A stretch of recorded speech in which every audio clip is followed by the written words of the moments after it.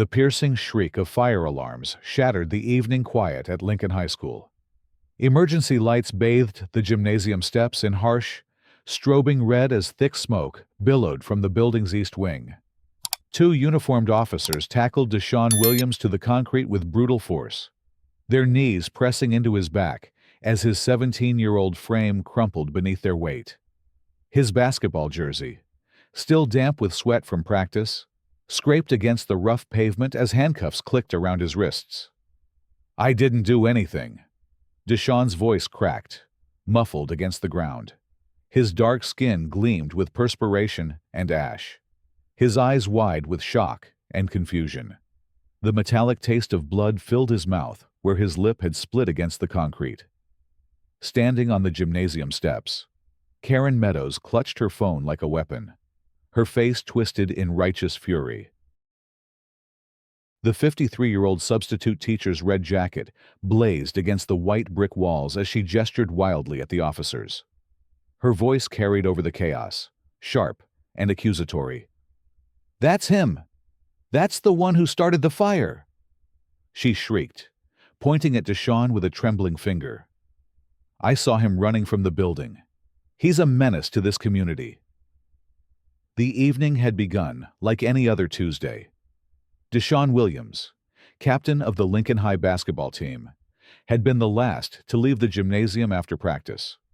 Coach Rodriguez had entrusted him with locking up, a responsibility that spoke to his character and reliability.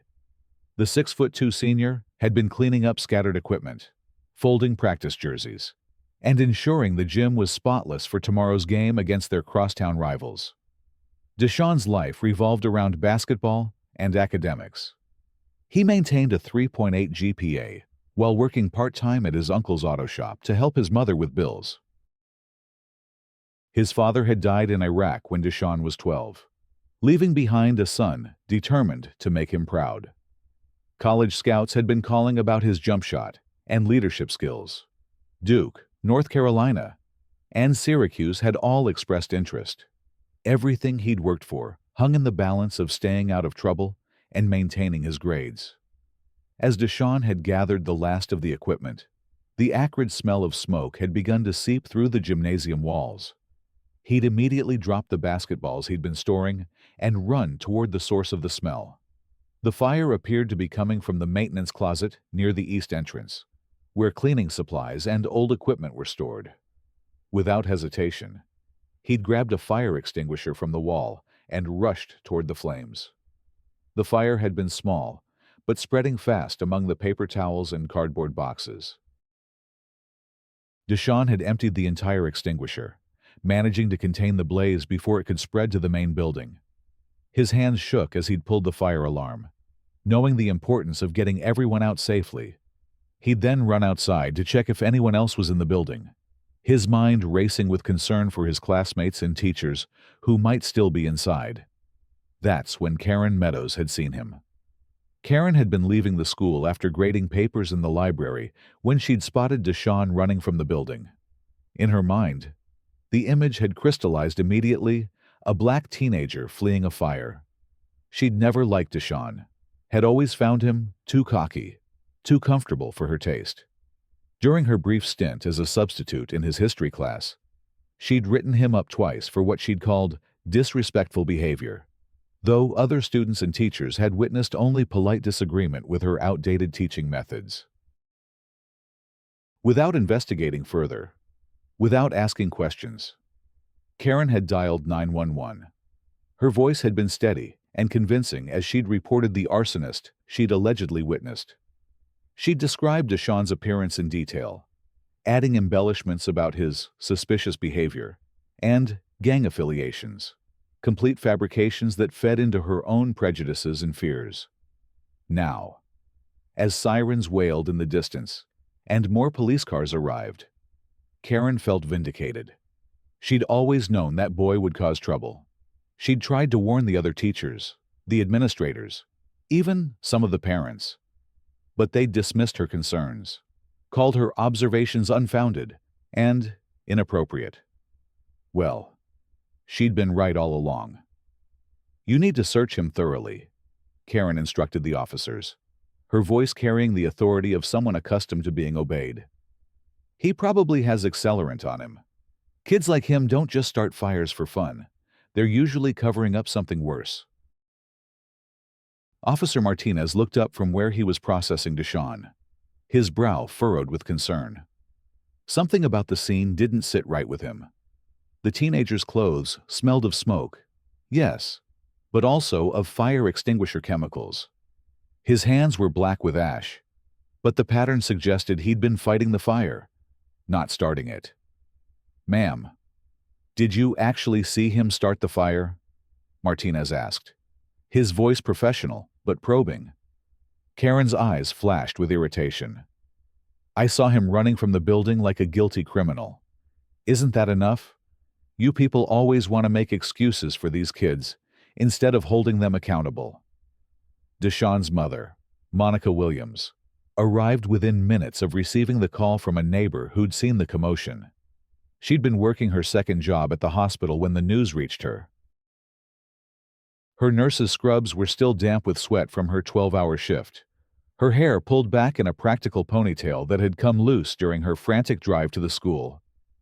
"That's my son," Monica's voice cracked as she ran toward the scene. "DeShawn would never hurt anyone. He's the captain of the basketball team. He's never been in trouble." Karen turned her attention to Monica, her expression hardening. "Are you really surprised? Look at how you've raised him. No father in the picture, working all the time, no supervision. This is exactly what happens when children don't have proper guidance and discipline." Monica's face went pale, then flushed with anger.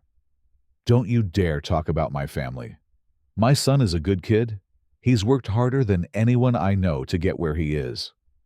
Working hard at what basketball? That's not going to teach him respect for authority or how to be a productive member of society. Karen shot back, her voice rising with each word.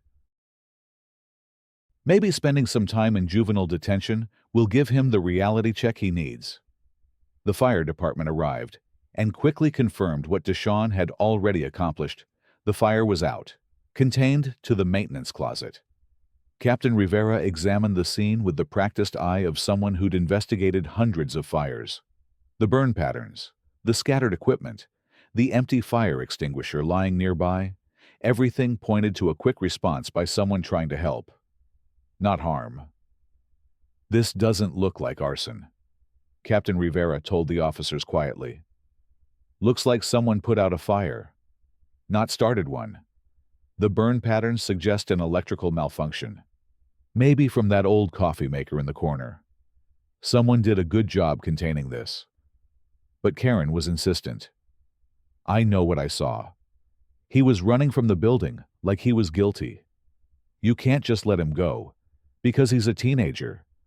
He needs to be held accountable." Officer Martinez found himself in a difficult position. The physical evidence didn't support arson, but they had a witness making a formal complaint. In cases like this, procedure dictated that they had to investigate thoroughly. DeShawn was read his rights and transported to the Juvenile Detention Center for questioning, despite his mother's protests and the fire captain's doubts. The news spread through Lincoln High like wildfire. By morning, everyone knew that DeShawn Williams had been arrested for arson. Social media exploded with speculation and rumors. Some students defended him fiercely, sharing stories of his kindness and leadership. Others, influenced by whispered conversations and long-held prejudices, began to question whether they'd really known him at all. Karen felt a surge of satisfaction as she watched the news coverage from her living room. The local reporter was discussing the troubled teen who'd been arrested for trying to burn down his own school. She'd done her civic duty, protecting the community from someone who clearly couldn't be trusted. "I just hope this serves as a warning to other kids who think they can get away with this kind of behavior," she told her neighbor, Mrs. Patterson, who'd stopped by for coffee. "These children need to learn that actions have consequences." Mrs. Patterson, who'd taught at Lincoln High for 30 years before retiring, looked uncomfortable. Karen, I've known DeShawn since he was a freshman. He's never been in trouble. Are you sure about what you saw? I know what I saw, Karen replied firmly. And I know what kind of kid he is. I've seen him in class. The way he carries himself. The way he talks back to authority. This fire was just a matter of time. Meanwhile, DeShawn sat in a holding cell, his basketball scholarship dreams crumbling with each passing hour. The college scouts who'd been calling stopped returning his coach's calls. His teammates were confused and hurt, unsure whether to believe in his innocence or distance themselves from the controversy. His mother had hired a public defender, but the young lawyer seemed overwhelmed by the case and the media attention it was generating. I was trying to help, DeShawn repeated to anyone who would listen. I put out the fire. I pulled the alarm. I was trying to make sure everyone was safe. But his words seemed to fall on deaf ears. The narrative had already been established: troubled teen, absent father, struggling family, fire at school. The pieces fit together too neatly for many people to question. It was Coach Rodriguez who refused to accept the official story. He'd worked with DeShawn for 4 years, had seen him develop from a skinny freshman into a leader both on and off the court. He'd watched DeShawn mentor younger players, maintain his grades despite working part-time, and handle the pressure of being one of the few black students in advanced placement classes with grace and determination. This doesn't make sense, Coach Rodriguez told Principal Williams, no relation to DeShawn, during an emergency meeting. DeShawn was the last one I trusted with the gym. He's been responsible for locking up dozens of times. Why would he burn down the place he loves most? Principal Williams, a thin man who'd been running Lincoln High for 15 years, looked exhausted. I want to believe that, Miguel. I really do. But we have a witness.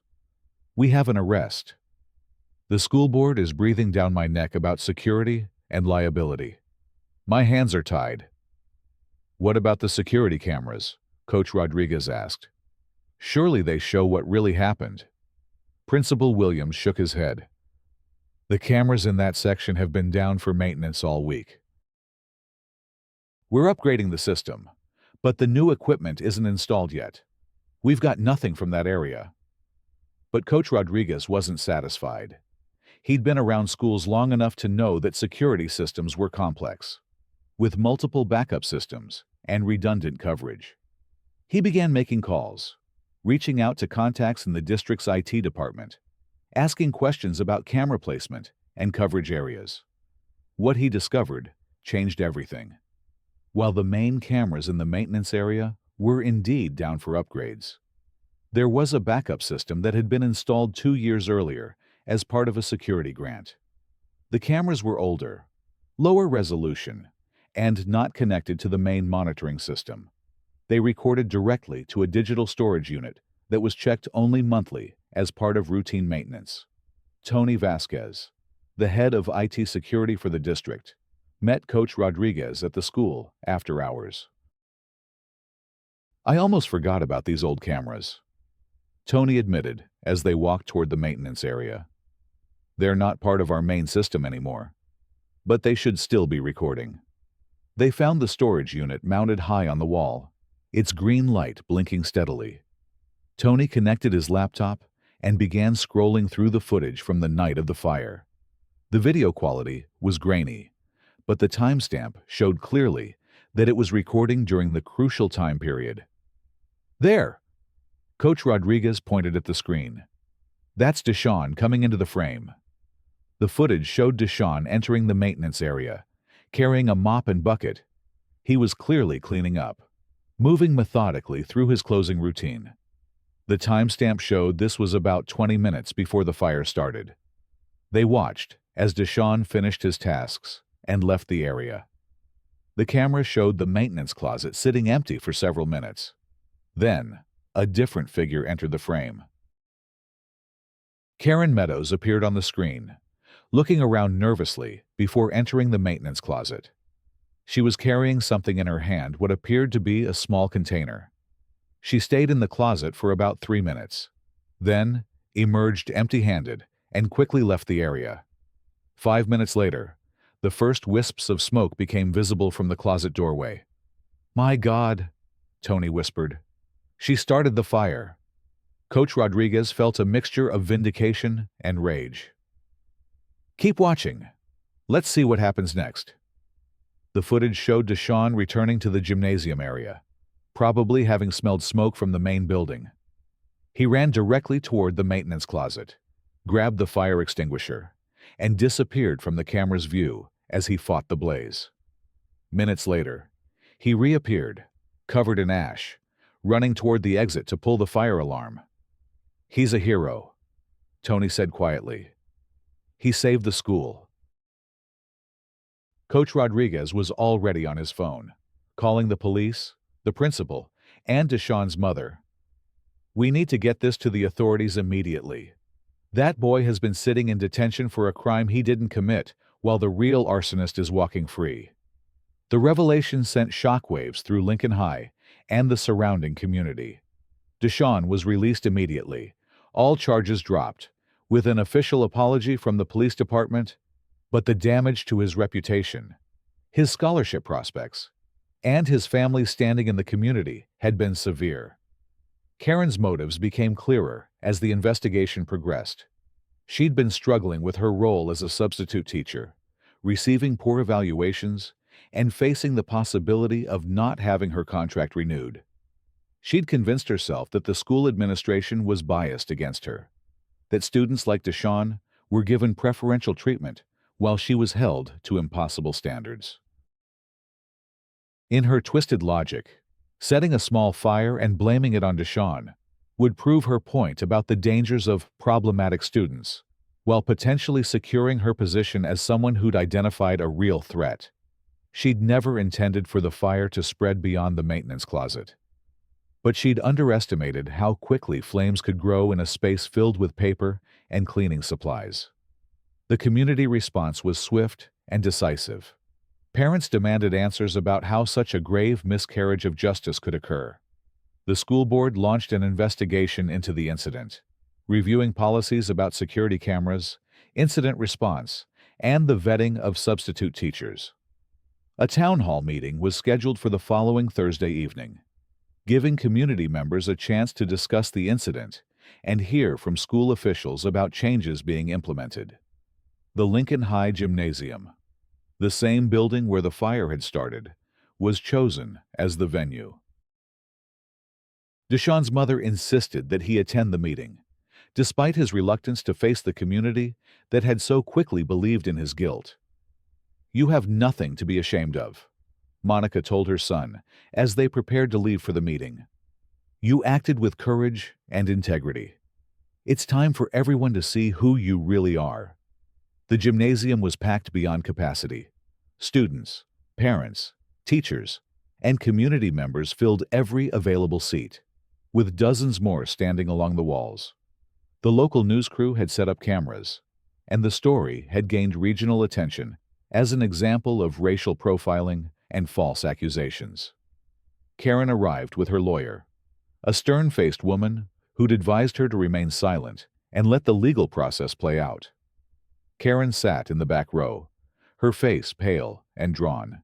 She'd lost her substitute teaching position immediately after the truth came out, and criminal charges for arson and filing a false police report were pending. Principal Williams opened the meeting with a formal apology to DeShawn and his family. "Our school failed DeShawn Williams. We failed his family. We failed our community. We allowed prejudice and assumptions to override facts and evidence. This cannot and will not happen again." The crowd was restless, angry voices calling out questions and demands for accountability.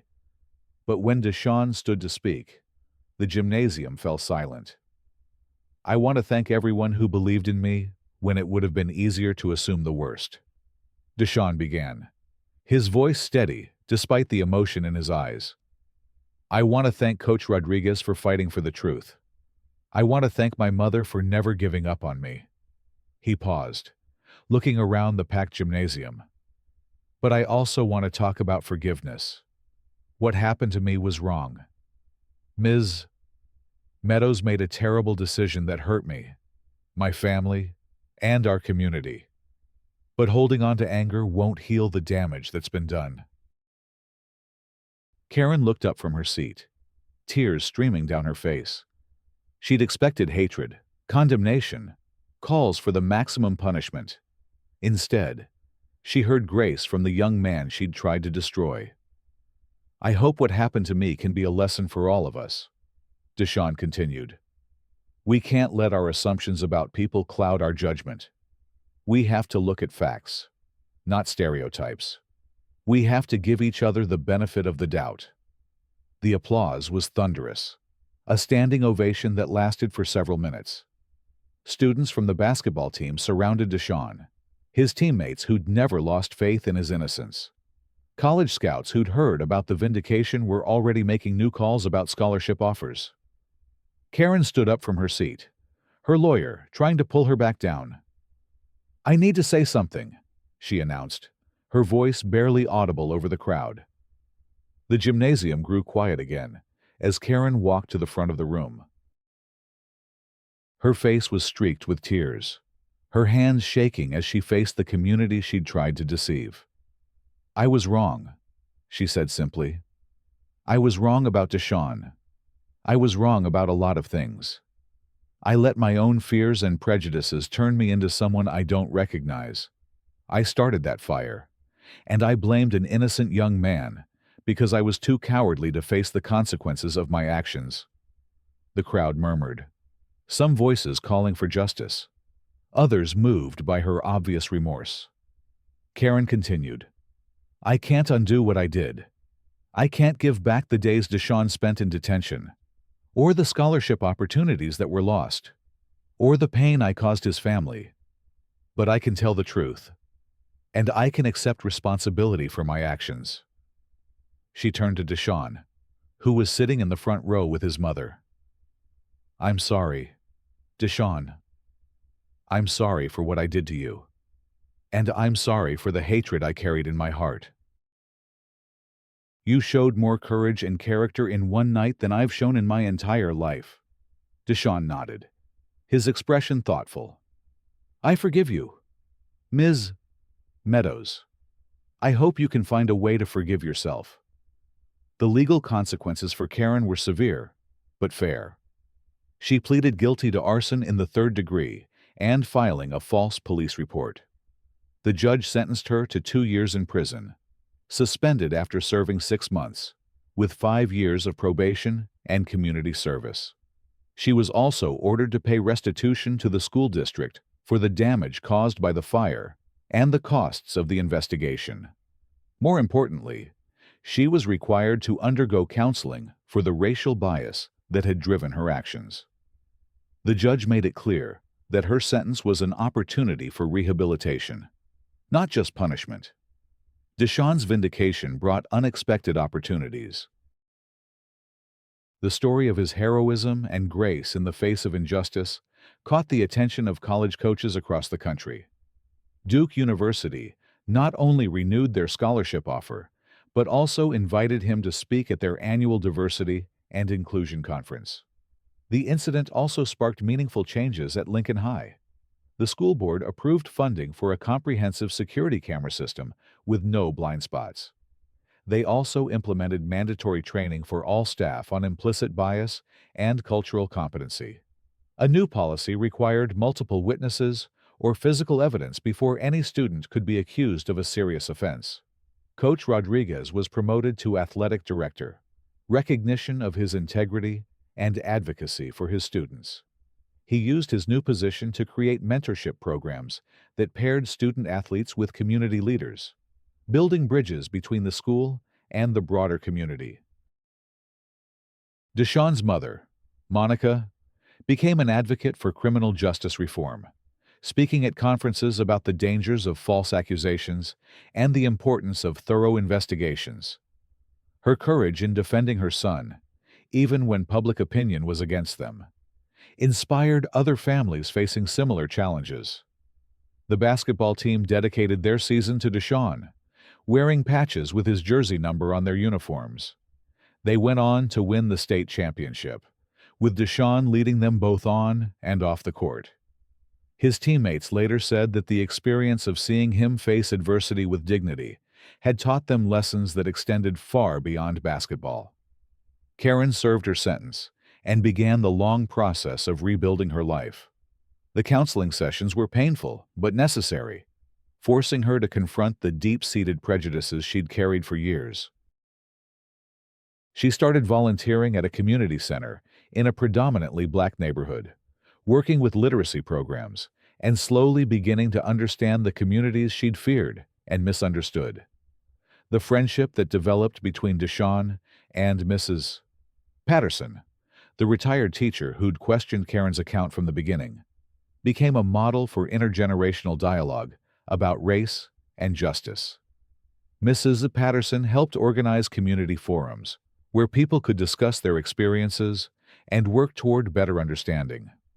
As graduation approached, DeShawn was selected as valedictorian, not just for his academic achievements, but for his character and leadership in the wake of the crisis.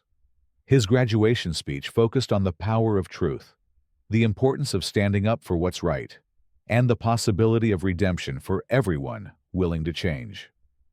"We all have the capacity for both good and evil," he told his classmates and their families. "What defines us is not our worst moments, but how we respond to them. We can choose to let our failures destroy us, or we can use them as stepping stones to become better people."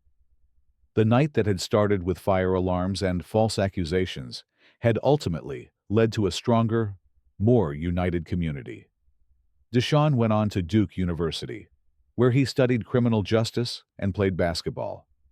He never forgot the lessons learned in that gymnasium, and he carried them forward into a life dedicated to justice and service. The security footage that had revealed the truth was preserved in the district's archives, a reminder of the importance of seeking evidence over assumptions. The maintenance closet was rebuilt stronger than before, and a small plaque was installed nearby, recognizing DeShawn's heroism in preventing what could have been a much more serious fire.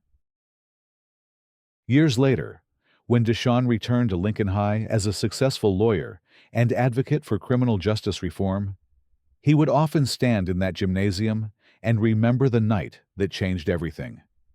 The fire that was meant to destroy had ultimately illuminated the truth, and the young man who'd been falsely accused had become a beacon of hope for his community.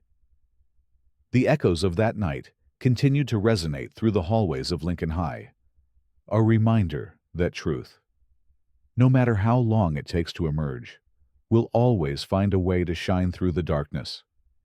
And in the end, justice, real justice, had prevailed, not through vengeance, but through the courage of those who refused to accept easy answers and the grace of those who chose forgiveness over hatred. The story of DeShawn Williams and the fire at Lincoln High became part of the school's history, taught to new students as an example of how prejudice can blind us to reality and how one person's courage can inspire an entire community to change. It was a story of fire and truth, of destruction and redemption, of how the worst of times can sometimes bring out the best in people. And in the end, that's what mattered most, not the fire that was set, but the light that emerged from the ashes of injustice, illuminating a path toward a better future for everyone willing to walk it.